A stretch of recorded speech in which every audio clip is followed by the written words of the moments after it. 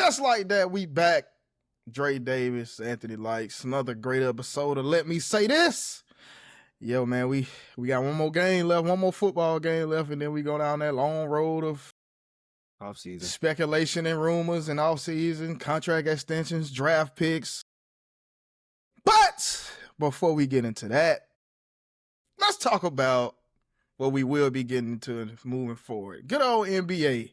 Let's highlight the trade deadline. So what are your thoughts on the NBA trade deadline? Who made some solid moves? Who made some okay moves, and who you disappointed in? Like, hey, why didn't y'all make a move? Only 3 teams didn't make moves in the NBA, so I feel like everybody made a good move. From a lot of the stuff that I saw, the Rockets, the Spurs, and the Miami Heat did not make moves. It's nothing new to me. I'm a Heat fan. I'm disappointed, because we're always in rumors, but we never get the trigger pulled on us.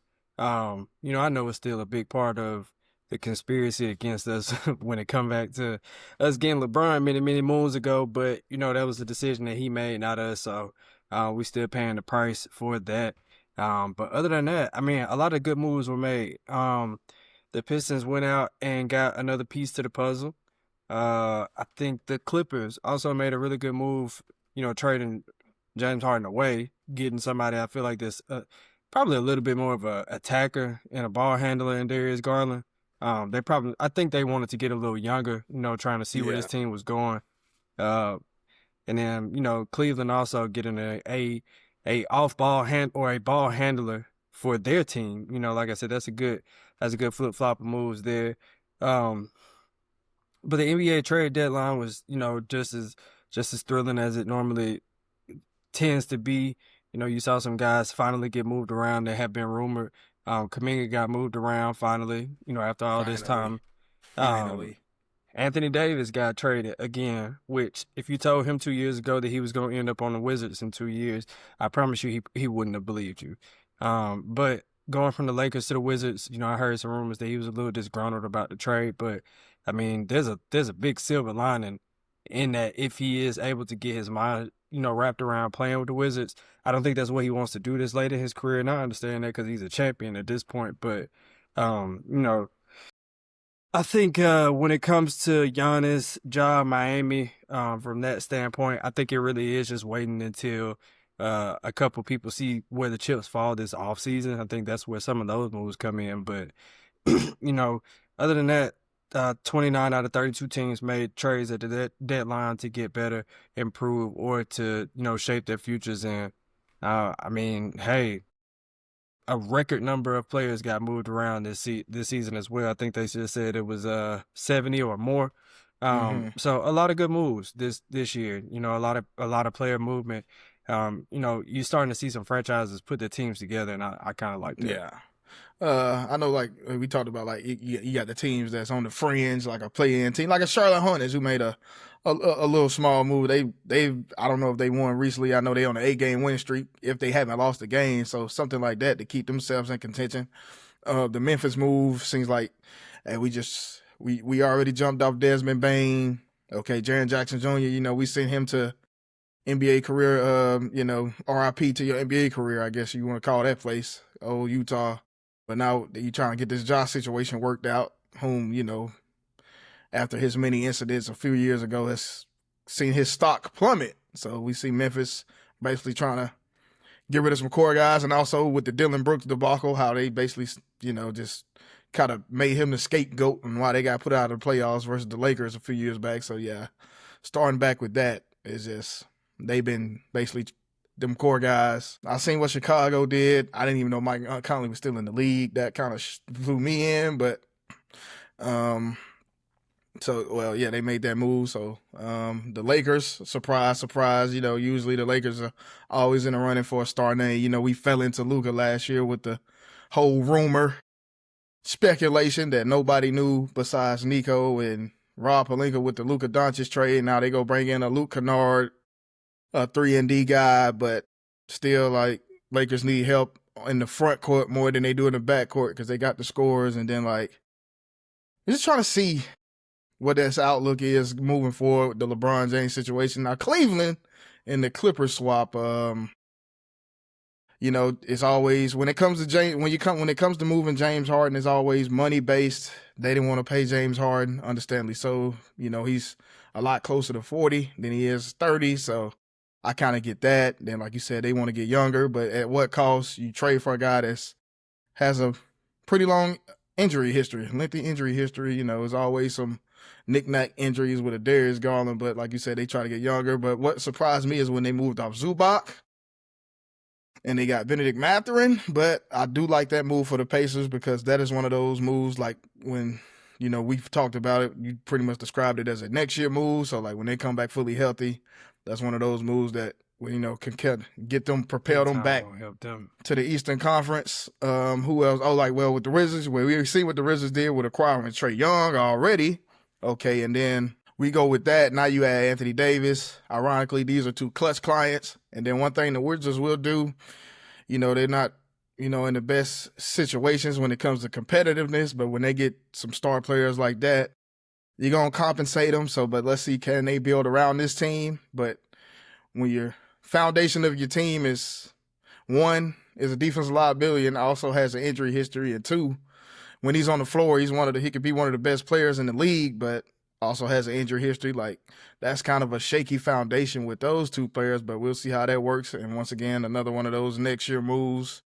Like you said, with the Miami Heat, like you could talk about the LeBron situation, XYZ, but it's just like y'all were making championship moves post LeBron, you know what I'm saying? So like, with the Jimmy Butler situation, making it to the finals the first year, making it to the conference finals, when basically the NBA was back on schedule in the 2022 season, and then making it to the finals a few years back. So like, I don't really gonna say it's some kind of conspiracy against y'all, but it's just like I can kind of understand where you're coming from with that, because it's like, why?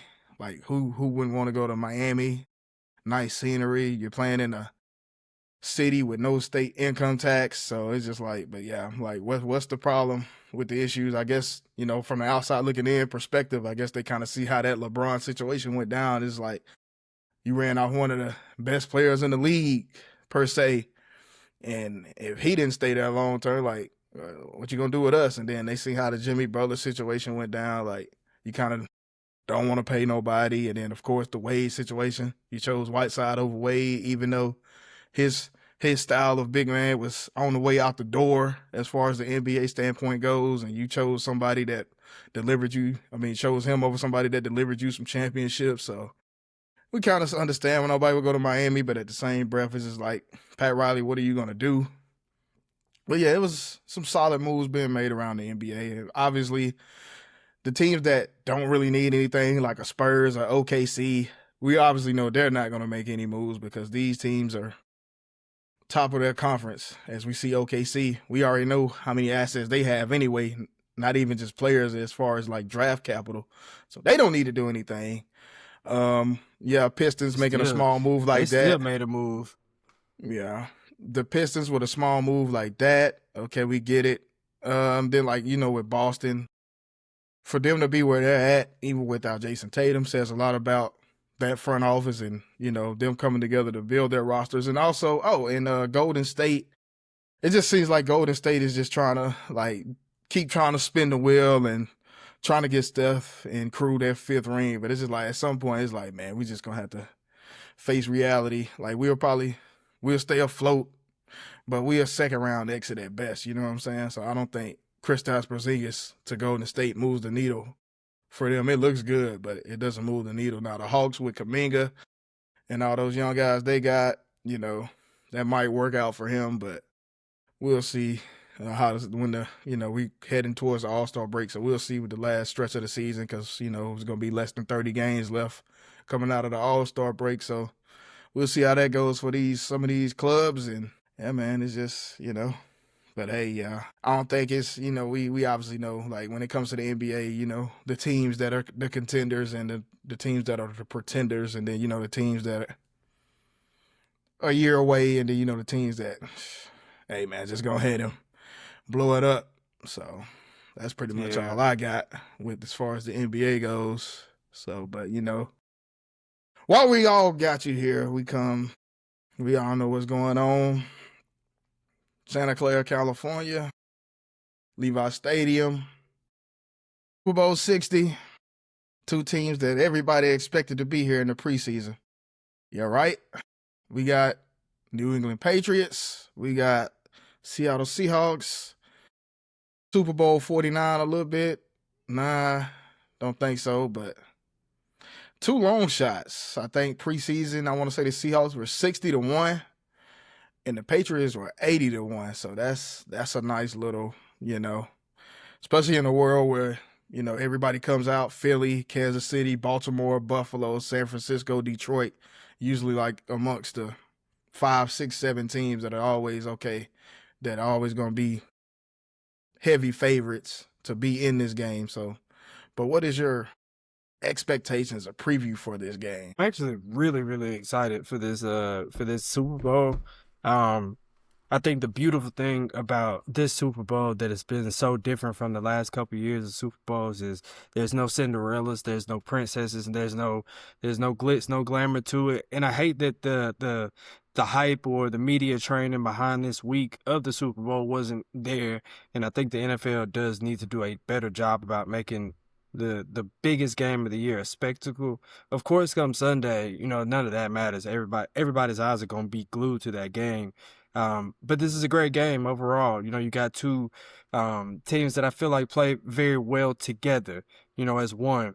Not just having all the stars, but showing togetherness. On one hand, we saw in this past offseason, I think we kind of talked about it, the move with Geno Smith going to Las Vegas, Sam Darnold signing with Seattle. We foresaw that in this past offseason as a very good Seattle. I don't think any of us, at that point in time saw the success that would come from it. But because of it, a 14 win quarterback a season ago became a 14-win quarterback again, and so on, to take his team to the Super Bowl. Finally finding his footing. The number 3 pick so many years ago has gone through a lot of trials and tribulation. I listed it out to you the other day, in a text. He's had some really bad situations in New York. He had some bad situations over in Carolina. He was able to find his footing and get a second life in San Francisco, which is ironic because that's where we're going back to play this Super Bowl. But he was given a breath of life from Shanahan and his crew down there in San Francisco.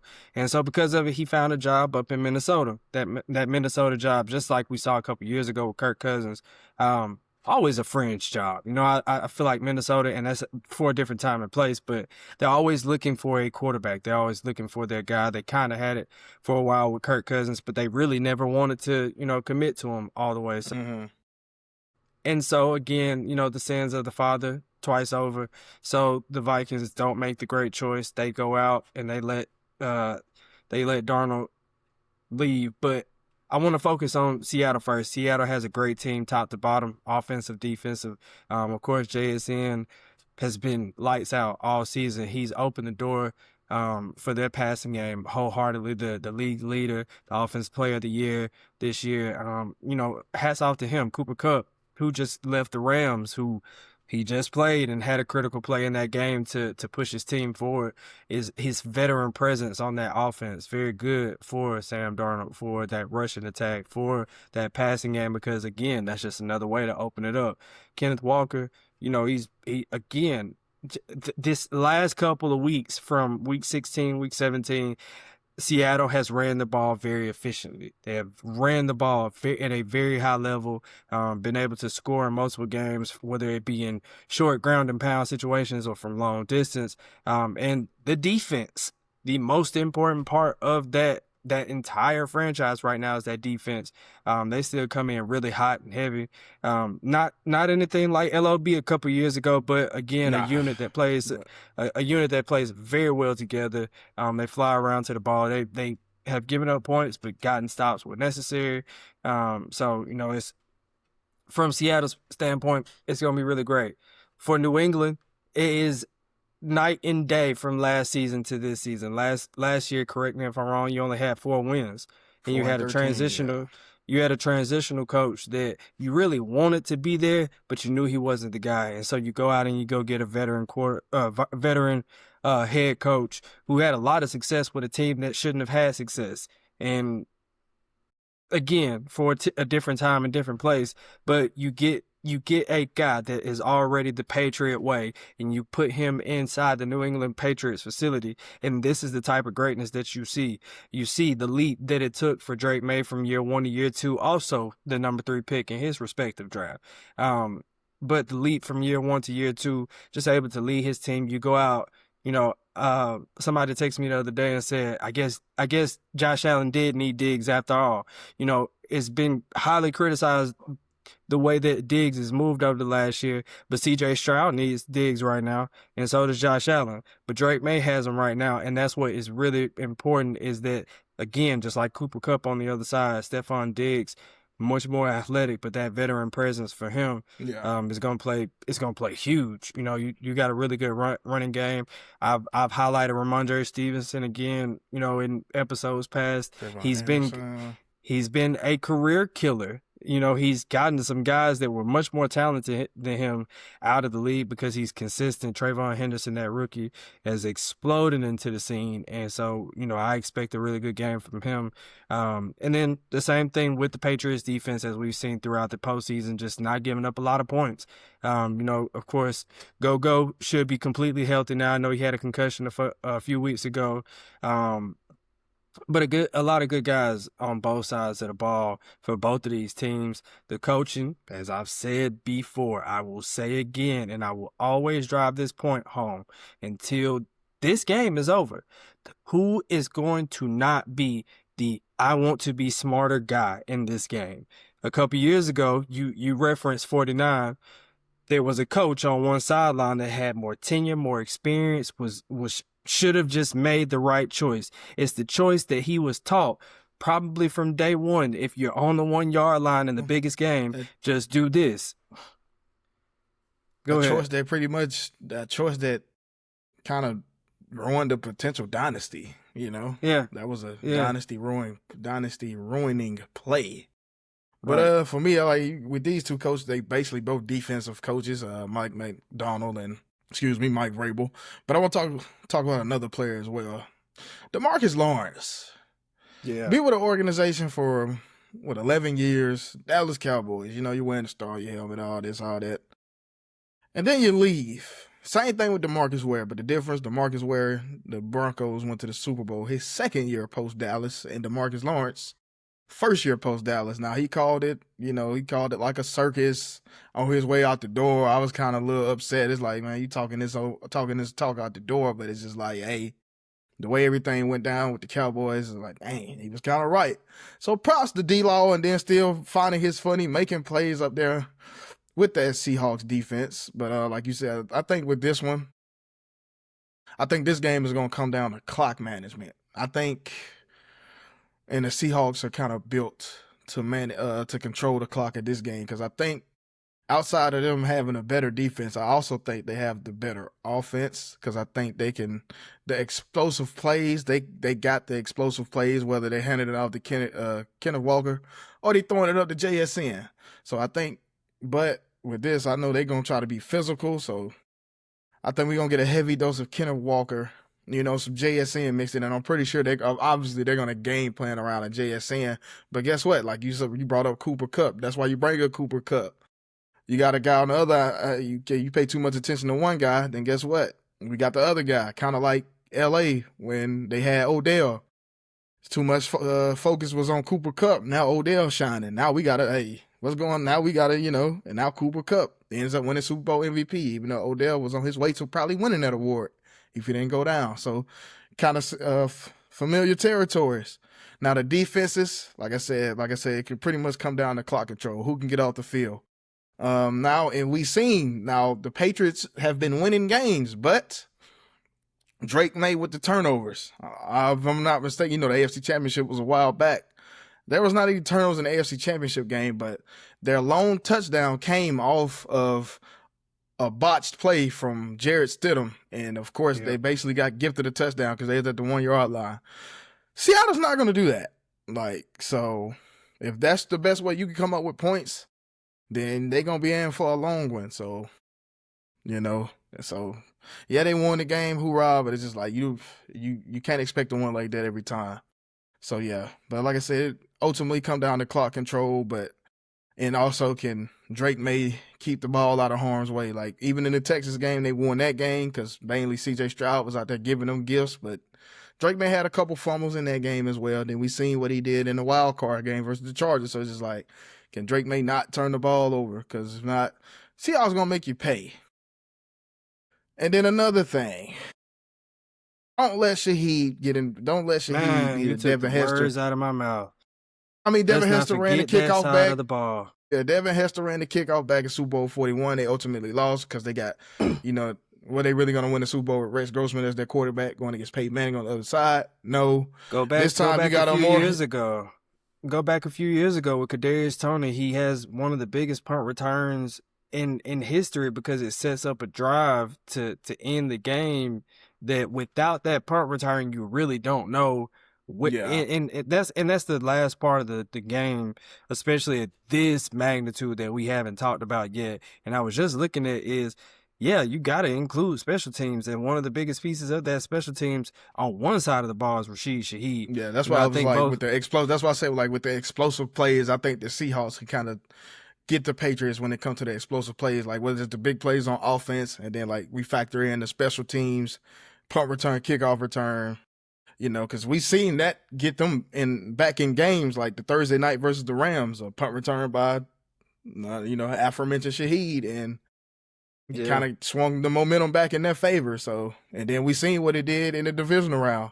You run this kickoff back, this pretty much was like, damn, the game over already. Like, sheesh, you done got the 12th man involved. So it's just like, man. So yeah, like, but we'll see. Like, I'm gonna go with, I had my initial pick for the start of the playoffs, the Rams. It's just, we didn't really recap that, but McVay kind of tried to out McVay. He tried to do a little bit too much and then kind of just didn't give his guys a chance. But in this one, obviously I'm gonna go with the Rams. And it don't matter about the favorite. I just think it's obviously their favorite because obviously they're the better team, and that's why I'm going with the Rams because I do think they're the better team. But could we see a situation where this is like the Rams Patriots? Rams weren't as this Patriots team was not as heavily underdogs as that Patriots team because they were going, of course, the greatest show on turf offense. I think they were like, I want to say 2 touchdown underdog, somewhere around there. This one, 4.5, maybe 5 now. Who knows? Maybe even a drop. So, I'm but can we see very. like a I'm actually that's something that's actually very concerning to me. Regarding yeah, this. Because I mean, you know, I don't know. It to me that is concerning, and it may not be to everybody else, but I think that's something that I've noticed last, this little bit. But I don't know. You go ahead. Keep going. yeah? So I think with that, but like I still think the Seahawks, and then of course, I mean we don't really know. Don't pretty obviously. I don't think there's anybody besides the GM and like whoever ownership maybe from Super Bowl 49 that still got that sour taste. Those are about the only people. Like I know Schneider. Schneider's been there for a hot minute. He put together Legion of Boom, and then now he come back and put this roster together. So he's about the only one I can think of that was around for that Super Bowl versus this very team. And now 11 years later, you get a chance to go against said team, whom they still have their same owner. But of course, like a lot of those guys were not there. Like probably Josh McDaniel was. That's about the only one. So yeah, that's pretty much all I got. But like I said, I got the Seahawks winning this. It's gonna be I'll say 24-21. It's gonna be a defensive game for sure. I wouldn't be surprised if it's like a lower score than that, like a 17-14. You know what I'm saying? So, but I do still think the Seahawks. My Super Bowl MVP. It's a great question because you could really pick a defensive player to win the Super Bowl MVP. And it very well could be. Yeah, very well. So I think with this, I think I'll go Leonard Williams for Super Bowl MVP. Hmm. I Yeah. like that. I like So that. I could have like said that. Sam Darnold, quarterback too, but yeah, I'm gonna go with Leonard Williams, and then you get what you got. Yeah. going back to a few seconds ago, that point that you were making, I had to get some clarity on it. Yeah, I am a little concerned because of the things that I said in the last couple of weeks about the Patriots offense being really dormant and inconsistent, and also just showing appreciation to their defense. But I'm hoping that it's not as as slow scoring of a game. I was reading a very nice article the other day in regards to the game that said you should probably take the under this week, and the under is actually the over under is 45 points, and that says a lot and doesn't say a lot at the same time. But in order if they are to go under 45 points, I'm gonna have to take the Patriots if they can keep it low scoring and force Sam Darnold to make one or two mistakes, then I feel That times down with the clock control. Like I said, controlling the clock. Honestly, and gonna be big in the game. I feel like the Patriots will win. I Mm-hmm. don't want to say, just like you, that an offensive player will win MVP. Um, I'm too scared to say somebody like Carlton Davis would come away with MVP in a game of this magnitude. I don't think that Christian Gonzalez will be highly targeted in a game of this magnitude, but I don't know. I can see like a Barmore Barmore, um, OG Jennings.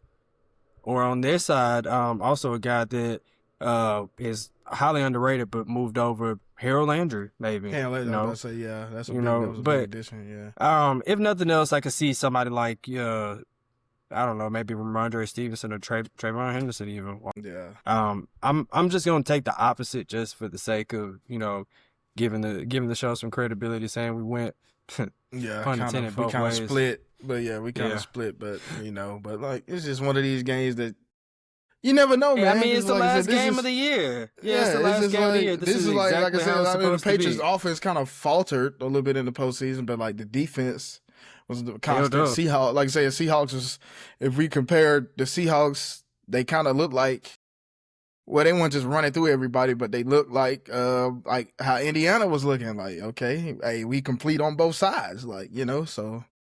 That's what the Seahawks was pretty much looking like. You got a veteran quarterback, got a solid run game with some savvy veterans mixed in with some young talent, very physical on both sides. So what is there not to like, especially about this game? Like like they say, offense sell the tickets, but we in the last game of the year, and these two teams' defenses, I want to say at least top 7, with the Seahawks being number 1 overall. So this is where you win your championships. And we saw last year with the Philadelphia Eagles how they went out there and just ran a basic defense the whole game and pretty much shut the Chiefs offense down. So it's just like, and I know Mike McDonald, he's going up against a second-year quarterback. So just imagine what he can do to this quarterback and just throw him off his game. So with some of the Right. stuff he can scheme up. So there's a lot of things that's going to play a factor. Like I said, clock control is going to be one.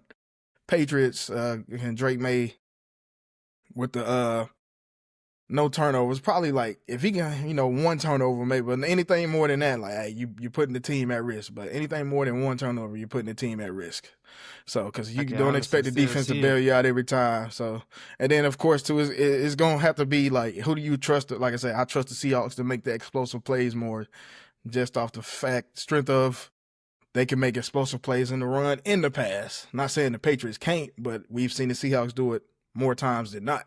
That's all I have.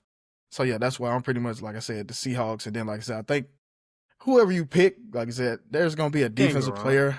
Yeah, defensive player is Super Bowl MVP this game. So it's just like it's gonna be some plays like that are gonna be made that hey, this guy, like a Leonard Williams, okay, he caused this play to happen, and damn, look what happened. So, but another thing, kind of off topic, not talking about the game, but the commercials. You already seen the one commercial with the 50 Cent, you know what I'm saying? We saw that DoorDash commercial with 50 Cent. And then, of course, the halftime show. I guess a little bit of controversy involved in that. But, it is what it is when it comes to that. We'll let them people, I don't really get into that type of stuff on my platforms, but we'll let them people just be mad. So, but, yeah, man, it's going to be a great, great night. Like I said, I just hate. Now we got to go through that That's long fine. A go long through that stretch. that drag of an offseason, and then Las Vegas Raiders on the clock for the number one pick, and so on and so forth. Then, Long way to go after this, who your man. guys gonna get? Are we gonna pay George Pickens? What are we gonna do with these 2 first round picks? It's just gonna be a lot of stuff tied to the Super Bowl. Then, of course, whoever wins the Super Bowl, can they repeat? Or, things like that. And then, of course, the new coaches and the new places. So, yeah, New man. faces and new places. And then, of course, like I said, we're going to have us a nice little lengthy, I ain't going to say a lengthy break, but, like I said, the NBA is winding down. So, and like I said, but after All-Star break, it's going to be like at least 25, 26, 27 games left with that. And then, we're running into our 1 year mark of the platform itself as far as the podcast. So, we're going to have a 1 year episode special with that. And then, because when we started with March Madness, and then NBA playoffs was right around the corner. So, so yeah, it's going to be kind of different this time around. So, the MVP, obviously the NBA MVP race is going to heat up. Look like Joker is about to run himself into a 4th MVP right now. So, can OKC be the team to repeat? It's going to be a lot of, it's still going to be a lot of fun things, Gonna have a segment. Where's Raphael? We don't know. If y'all know where he at, please let us know. Shout out to Finn, the elephant in the room contributor. He's gonna have the longest break out of any of us. So there's that. But I ain't really got too much left, man. We kind of touched on what we need to touch on, like a very brief episode. It ain't gonna be no lengthy hour. Probably no more than 35 minutes, man. Thank y'all for tuning in. Make sure you like, share, subscribe. Follow us on IG as well at LMST Pod. We trying to get that up and running. Post some clips up there, shout out to the admins who run the page. They be doing their thing and all that good stuff, man. So yes, sir. But like I said, until next time, Dre Davis, Anthony Likes. Let me say this out.